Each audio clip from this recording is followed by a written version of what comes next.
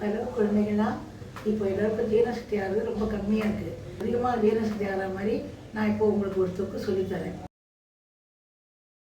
தொக்குக்கு தேவையான பொருட்கள்: இஞ்சி, காரப்பொடி, ஆயில், புளி, தேவையான உப்பு, சிறிது வெல்லம், ஒரு ஸ்பூன் மஞ்சப்பொடி. இஞ்சி தொக்கு எப்படி பண்ணுறதுன்னு பார்த்துக்கலாமா குழந்தைங்களா? மிக்ஸி ஜார் எடுத்துங்க குழந்தைகளா. இஞ்சி அதில் முதல்ல போட்டுக்கோங்க. இஞ்சியை போட்டுட்டேன். தோல் எடுத்ததா பாட்டி? ஆமாம், தோல் எடுத்து இஞ்சி இது மாதிரி நறுக்கிக்கணும். அப்புறம் புளி அதில் போட்டுக்குங்க. மஞ்சப்பொடி போட்டுக்குங்க. அப்புறம் வெல்லம் சிறிது போட்டுக்குங்க. மிளகாய் பொடி போட்டுக்குங்க. தேவையான உப்பு அதையும் போட்டுக்குங்க. இப்போ இது எல்லாத்தையும் நான் போட்டுட்டேன். இதில் கொஞ்சம் அரை டம்ளர் தண்ணியை விட்டு நல்லா நைஸாக அரைச்சிக்கணும். என்ன பாட்டி, அடுப்புலேயே ஏற்றாமலே எல்லாத்தையும் மிக்ஸி ஜார்லேயே போட்டுட்டேன். இது என்ன ஸ்டைல் குக்கிங் பாட்டி? இதை அரைச்சதுக்கு அப்புறம் தான் வேலையே இருக்குது. பாரு ரேகா, அரைச்சிடலாமா பண்ணிடலாம். இல்லை 4 திருப்பி இது மாதிரி குறைன்னு அரைச்சிக்குங்க. அப்புறமா அரை டம்ளர் தண்ணியை ஊற்றிக்குங்க. தண்ணி ஊற்றிட்டு நைஸாக அரைச்சி எடுக்கணும்.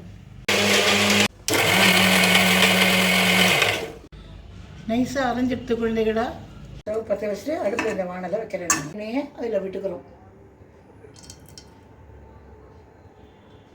எண்ணெய் நல்லா காயணும். காய்ஞ்ச உடனே அரைச்ச விழுதை போடணும். காய்ஞ்சிட்டு இப்போது இந்த விழுதை அதில் சேர்த்துக்கலாம்.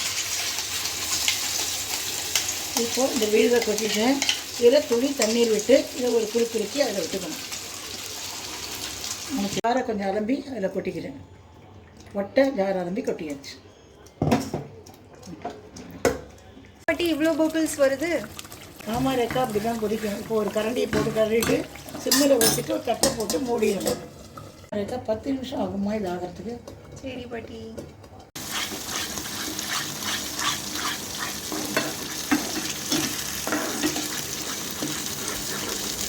எண்ணெய் பிரிஞ்சு வர வரைக்கும் இதை கலரணும் குழந்தைகளாம். இது என்ன பாட்டி, அல்வா மாதிரி வருது? ஆமாம்மா, இன்னும் கொஞ்சம் போனால் தான் எண்ணெய் பிரியும். அது வரைக்கும் இப்படி தான் கலரணும். அடி பிடிக்காமல் கலரணும். எண்ணெய் பிரிஞ்சு வந்தால் நிறுத்திடலாம். ஓகே பாட்டி.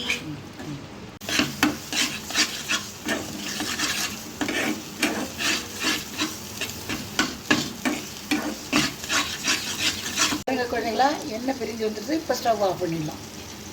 அவ்வளோதான், இஞ்சி தொக்கு ரெடி ஆகிட்டு குழந்தைகளா.